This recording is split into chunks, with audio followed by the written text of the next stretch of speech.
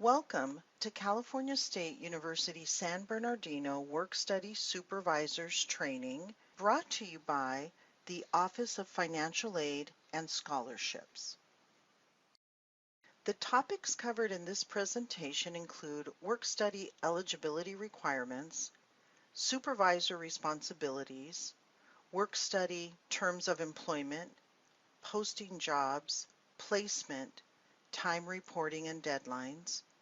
Be prepared at the end of this presentation to respond to questions to assist us with validating your knowledge about this presentation.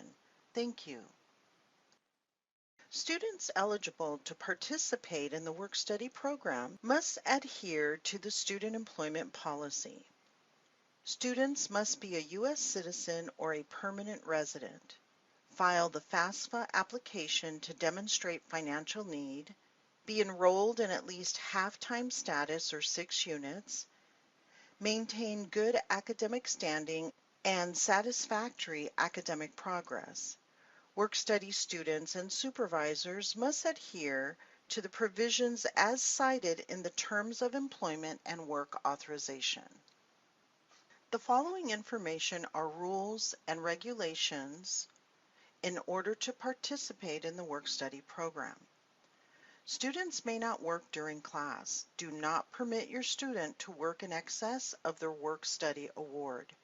Your department will be required to provide an account number on the work authorization to charge for any amount earned beyond your student's allocation. Monitor your students' earnings. Students must take a 30-minute unpaid break after 6 consecutive hours. Students cannot exceed 20 hours a week during sessions and breaks. Students may only work a maximum of 8 hours a day. Students cannot work overtime, holidays, or during campus closures. Please do not permit your student worker to report hours on a different day or pay period. Work study ends if a student is subject to academic probation, disqualification, graduates from the university, or enrolls in less than half-time, or if funding is exhausted by the student and/or the program. Student workers cannot serve in staff-related positions. Students must also be supervised at all times. Students who falsify timesheets are subject to termination and disciplinary action by Student Conduct and Ethical Development Department. Supervisors must adhere to the provisions cited in the work-study terms of employment. Determine the wage rate based on the work-study wage table. Pay rate changes must be submitted on the work-study change termination request form. All requests must be pre-approved by the work-study coordinator. All changes become effective the first day of the following pay period. Supervisors must directly supervise their student workers, monitor student work-study earnings, not to exceed their work-study quarterly award. For example, if your financial work-study student was awarded $4,500 for the year, they can only earn $1,500 a quarter.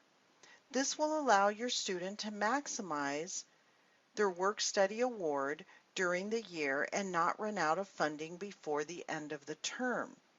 Submit a copy of the student listing and timesheet on a timely basis. Notify work-study immediately with any changes in your student's employment, changes in supervisor, and prior to terminating a work-study student. Regulate the maximum 20 hours per week. Verify your student's enrollment status each quarter and complete the annual evaluation process. Background checks may be required by all student employees. Students cannot begin employment until all clearances have been met. Background checks may be required by the following student employee positions.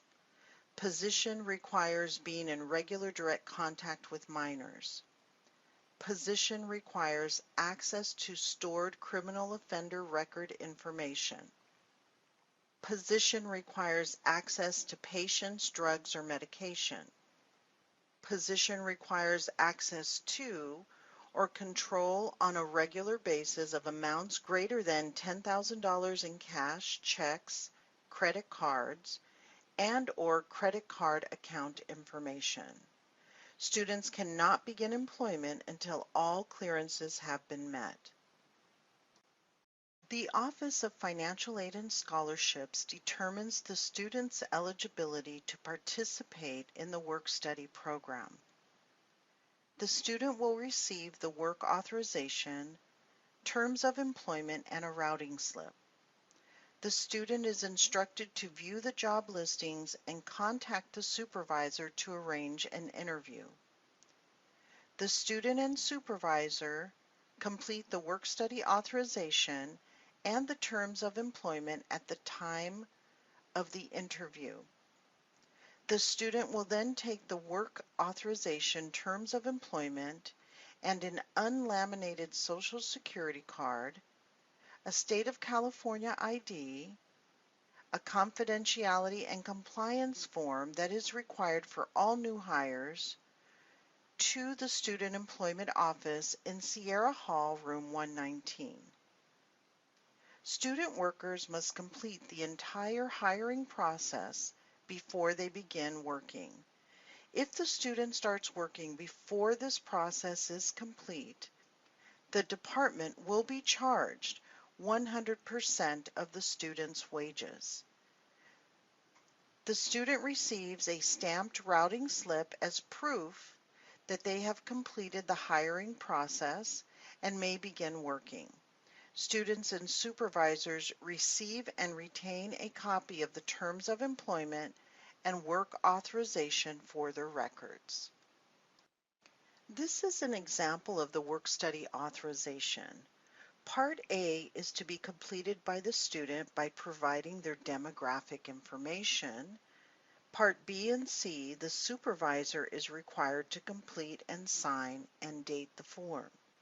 If this position is an on-campus employment, the supervisor will be requested to provide an alternative department account string number to be charged in the event the student exceeds their work-study allocation. This is an example of the work-study terms of employment. In order to participate in the work-study program, both the supervisor and the student must comply and adhere to all the provisions as cited in the terms of employment. The student, supervisor, and program administrator are required to sign the terms of employment. The following instructions will assist you with posting your work-study position. Supervisors can access the work-study online job posting through the on-campus student employment posting site. Select the faculty and staff icon on that page. The on-campus student employment posting login page appears. Supervisors may log in using their email address and password. Contact the CSUSB Career Center with any login issues. Please note, justification must be provided on the work authorization for all starting pay rates of $15 or above. All work-study student employment positions must have a posting in Handshake. Visit csusb.joinhandshake.com to begin posting your department job openings. It is highly recommended that you attend a Handshake training session offered through our Campus Career Center. You may contact our Campus Career Center directly at extension 75250 or by dialing 909-537-5250. Each work-study position should have a job description that includes the following: the name of the department and division, a clear job description, job qualifications, the pay rate, and the length of student employment. The name of the student worker supervisor and a contact phone number and email address must be included. Placement deadlines. New and continuing students must secure and be placed in the work-study program by October 31st of each year. Instructional student assistant positions are open until filled. Students may not work prior to the beginning of the fall quarter. The following are time reporting instructions. Please make sure that the electronic timesheet that is located on the Office of Financial Aid and Scholarship website is used. Make sure your student reports time in military hours. The electronic timesheet computes to daily, weekly, and monthly totals. No hours should be reported for any time other than the payroll period. Attach class schedule to the timesheet. Adhere to the 20-hour per week rule. All corrections to timesheets must be initialed by the student and the supervisor in ink. No whiteout can be used. Annotate the timesheet if a class was canceled by CC or excused early with EE if a student works during class time. These two indicators must be listed. Timesheets are to be signed by the student supervisor and program administrator. There are no provisions for a paid lunch.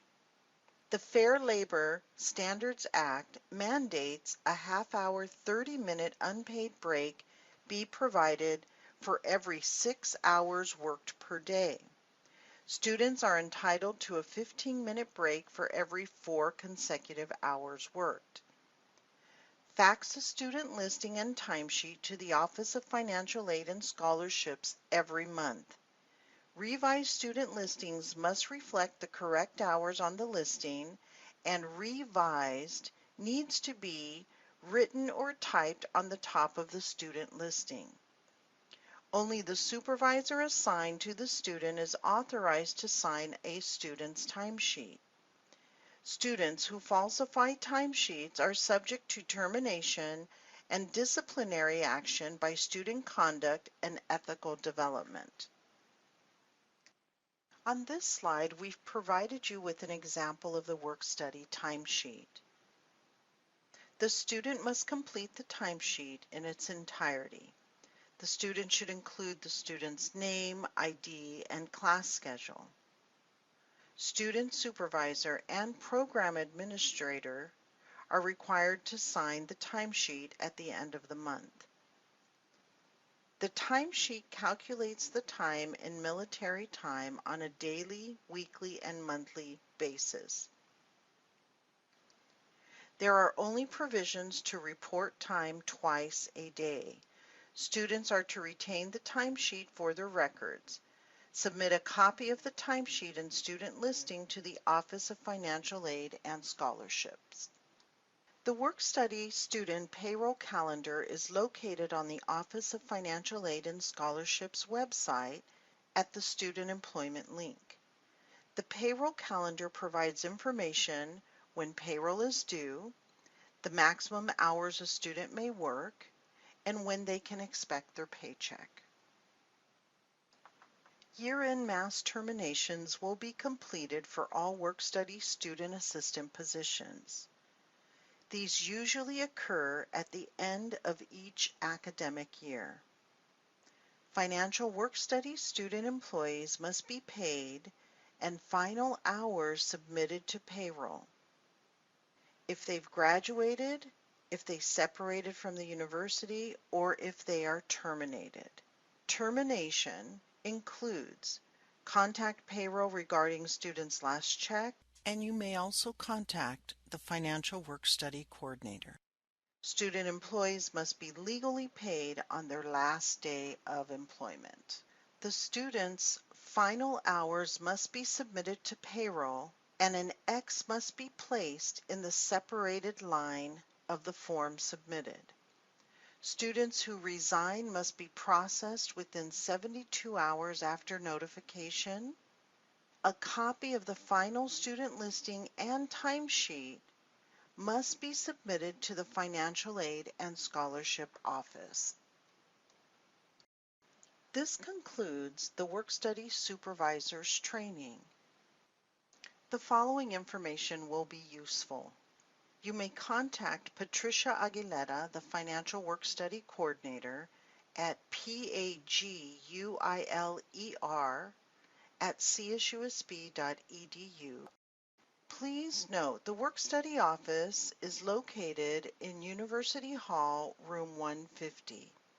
The Work-Study Counter Services office hours are Monday through Friday, 9 a.m. to 5 p.m.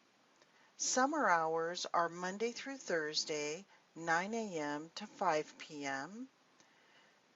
The Supervisor line, call extension 75479 or the Student line at extension 75226.